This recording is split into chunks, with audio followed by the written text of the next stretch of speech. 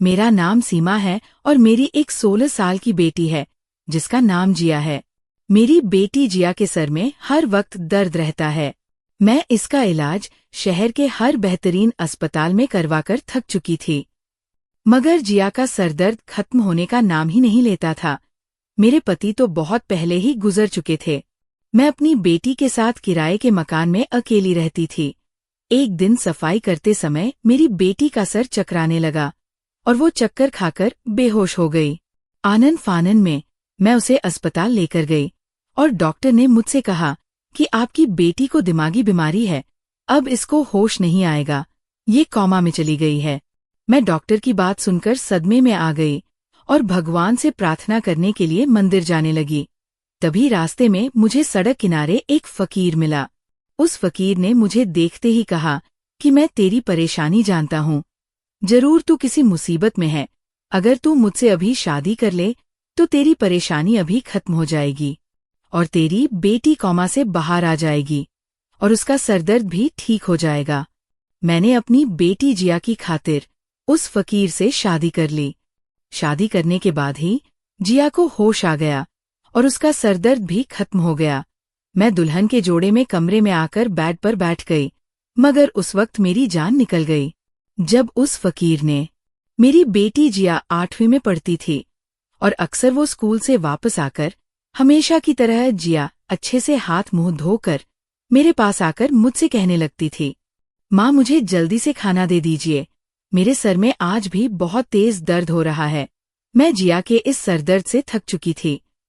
मैं शहर के सभी बड़े से बड़े डॉक्टरों को दिखा चुकी थी, पर जिया को आराम ही नहीं आ रहा था।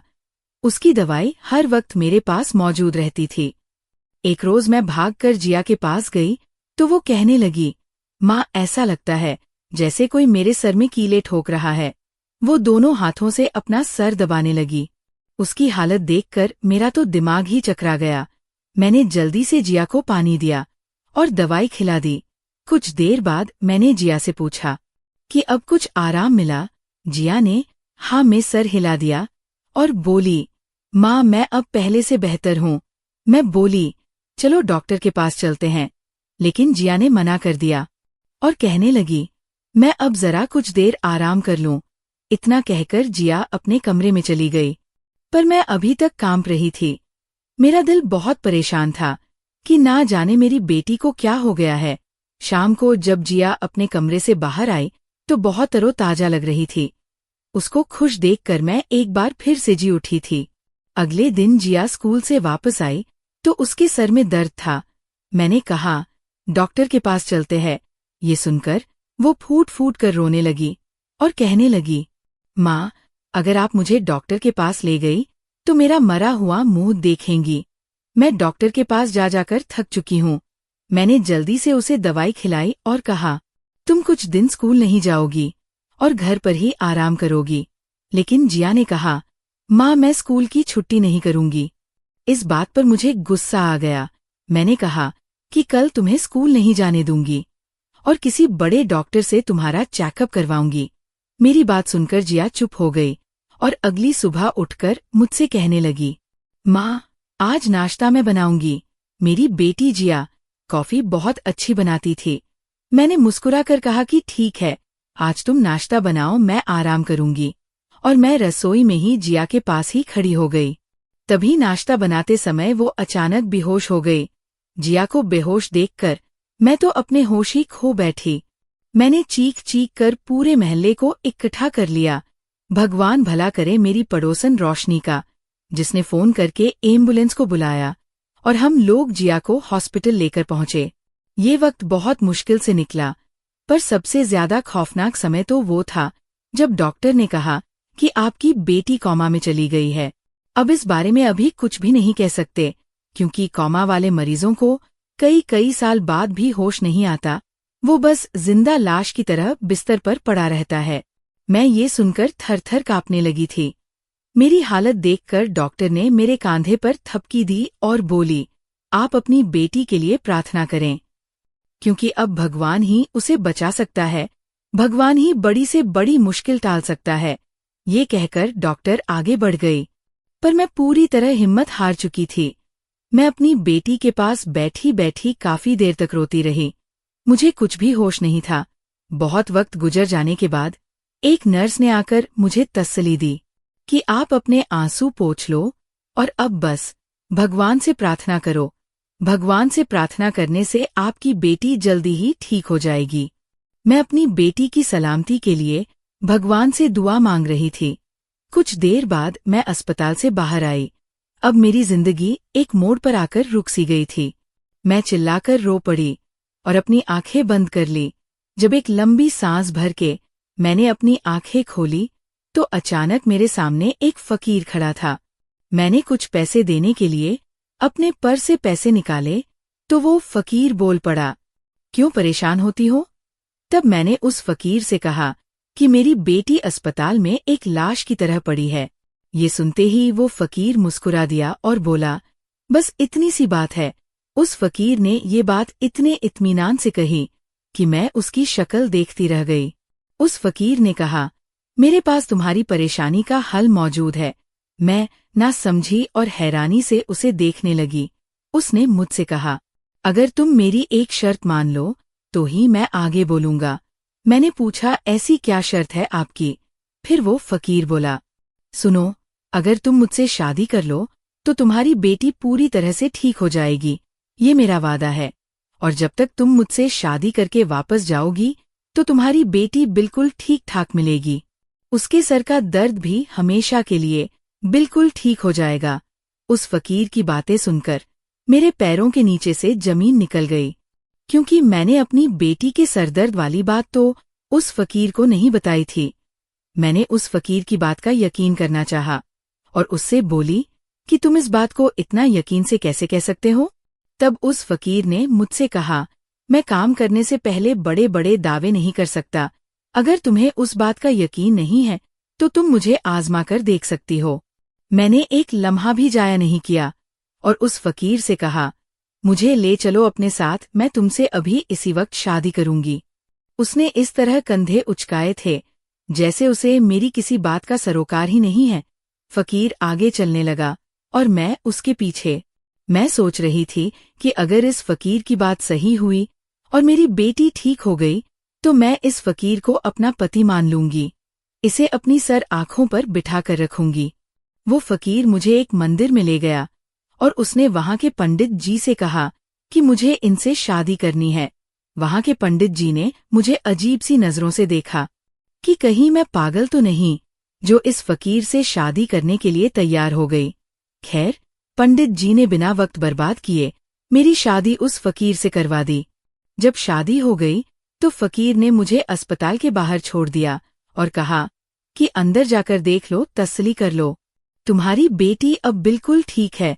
और मुझसे कहने लगा कि मैं शाम को तुम्हारे घर आऊंगा। मुझे तुम्हारे घर का पता मालूम है। मैं उस फकीर की बात सुनकर बहुत ज्यादा हैरान और परेशान हुई। मैंने उस फकीर से कुछ नहीं कहा और मैं अस्पताल के अंदर चली गई। जैसे ही मैं अस्पताल के अंदर पहुंची, एक नर्स भागकर मेरे पास आई और मुझसे कहने लगी, आप कहाँ चली गई थी? हमने आपकी तलाश में पूरा वार्ड छान मारा। मैं बोली, क्यों, सब ठीक तो है ना?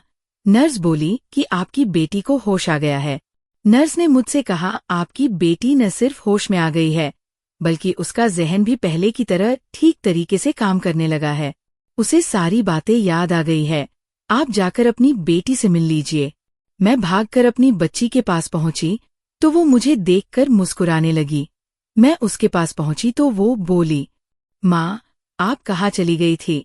मैं यहीं पर थी जिया। अब तुम फिक्र मत करो, अब मैं आ गई हूं ना। तुम्हें छोड़कर कहीं नहीं जाऊंगी, अब मैं तुम्हारे पास ही हूं। तभी डॉक्टर भी आ गई और उसने कहा कि अभी हम इसे एक दिन और अपने पास ही रखेंगे और देखेंगे कि कहीं इसकी तबीयत दोबारा खराब न हो जाए। मैंने उनकी ये बात मान ली। मुझे फकीर से किया अपना वादा भी निभाना था, तो मैं नर्स को बेटी का ध्यान रखने का बोलकर घर वापस चली गई। अब मुझे उस फकीर की करामात पर यकीन आ गया था। यकीनन वो कोई भगवान का सच्चा भक्त था और मैं उसको नाराज नहीं करना चाहती थी। दिल में यही खौफ था कि कहीं वो फकीर फिर से मुझसे नाराज न हो जाए और मेरी बेटी दोबारा से कोमा में न चली जाए। मैं घर वापस आई और अपने बैग से शादी का वो कीमती जोड़ा बाहर निकाला और उसे गले लगाकर फूट फूट कर रोने लगी। मैंने कभी सपने में भी नहीं सोचा था कि मैं इस जोड़े को दोबारा कभी पहनूंगी, क्योंकि मैंने अपनी पूरी जिंदगी अपने पति के नाम कर दी थी। मेरा पति बहुत अच्छा इंसान था। मुझे नहीं लगता कि उसने अपनी पूरी जिंदगी में किसी को भी कोई तकलीफ पहुंचाई हो। खैर, मैं दुल्हन की तरह तैयार होकर बनसवर कर अपने कमरे में बैठ गई। अभी थोड़ी देर ही गुजरी थी कि मेरे घर का दरवाजा खुला। मैं जानती थी कि वो फकीर ही होगा। मैं खौफजदा थी, लेकिन ये सब मैं अपनी बेटी के लिए कर रही थी। खैर, थोड़ी देर बाद वो फकीर मेरे कमरे में दाखिल हुआ, मगर जिस रूप में वो फकीर मेरे कमरे में दाखिल हुआ था, उसे देखकर मेरे सर पर आसमान टूट पड़ा था। दिल कर रहा था कि जमीन फट जाए और मैं उसमें समा जाऊं। ये हकीकत जानने के लिए आपको मेरी कहानी सुननी होगी। मेरा नाम सीमा है और ये बात उस वक्त की है जब मैं कॉलेज में पढ़ती थी। बड़े बड़े ख्वाब सजाए थे मैंने। मुझे लोगों की मदद करने का बहुत शौक था। मैंने सोचा था कि जैसे ही मेरी पढ़ाई पूरी होगी तो मैं गरीब आवाम की सेवा के लिए एक एनजीओ खोल लूंगी। मगर मेरे ख्वाब अधूरे के अधूरे ही रह गए थे, क्योंकि मेरे लिए रमेश का रिश्ता आ गया था। रमेश के घरवाले अच्छे आमिर घराने के लोग थे, लड़का भी शरीफ था।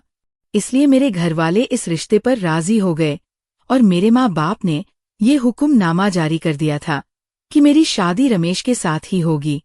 ये बात सुनकर तो मैं फूट फूट कर रोने लगी। मैंने पिताजी से कहा, मेरे ख्वाबों का क्या होगा? मैं तो लोगों की मदद करना चाहती थी, उनके काम आना चाहती थी। पिताजी ने मेरे सर पर हाथ रखा और कहा, बेटी, तुम अपने ससुराल वालों और अपने पति का ख्याल रखना, तुम्हें इसी का पुण्य मिल जाएगा। खैर, जो भी था, मैं अपने पिताजी की बात से इनकार नहीं कर सकती थी। इसलिए रमेश से शादी करने के लिए मान गई और रमेश की दुल्हन बनकर उसके घर आ गई। मेरा पति निहायती शरीफ इंसान था।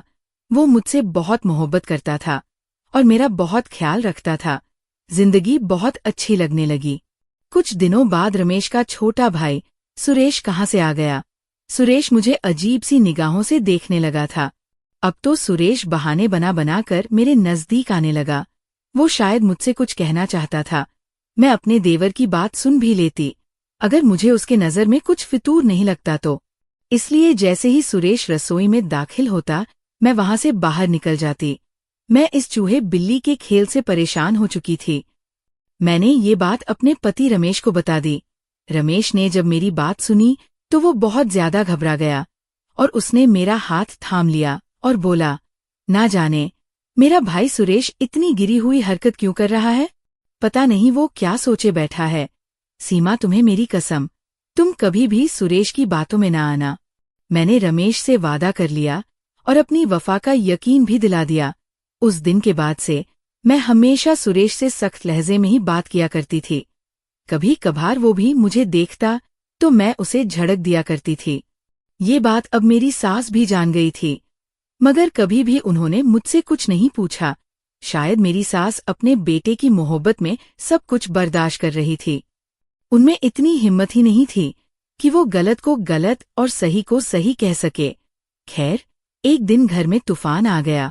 मेरी सास का जवान बेटा सुरेश और मेरा देवर एक हादसे का शिकार होकर इस दुनिया से चला गया था। मुझे उसकी मौत का बहुत ज्यादा दुख था, मगर सुरेश की मौत के बाद मेरी जिंदगी में सुकून ही सुकून आ गया था। मैं अपने घर में जैसे चाहूं रह सकती थी। खैर, वक्त गुजरता गया। मैंने और रमेश के साथ बहुत अच्छे दिन गुजारे, मगर रमेश भी 5 साल के बाद इस दुनिया से चले गए। मैं उस वक्त बहुत जवान थी, खूबसूरत थी, जिस वजह से मेरी दूसरी शादी के लिए बहुत से रिश्ते आए थे, मगर मैंने शादी करने से इनकार कर दिया। मैं अपनी बाकी की जिंदगी अपने पति के नाम कर चुकी थी और उनकी बेटी को संभालने का वादा कर चुकी थी। मैंने अपनी बेटी की परवरिश फूलों की तरह की। मेरी बेटी मेरी जिंदगी की इकलौती खुशी बन चुकी थी। फिर अचानक उसके साथ ये हादसा पेश आ गया। मुझे इस फकीर के साथ शादी करनी पड़ गई, पर ये फकीर कोई और नहीं बल्कि मेरा अपना देवर सुरेश था। अब जब ये फकीर नहा धोकर साफ सुथरे लिबास में मेरे सामने आया तो मुझे इसको पहचाने में 1 मिनट भी नहीं लगा और मैं पहचान गई कि ये मेरा देवर सुरेश है। सुरेश ने मेरे सामने एक लिफाफा रख दिया।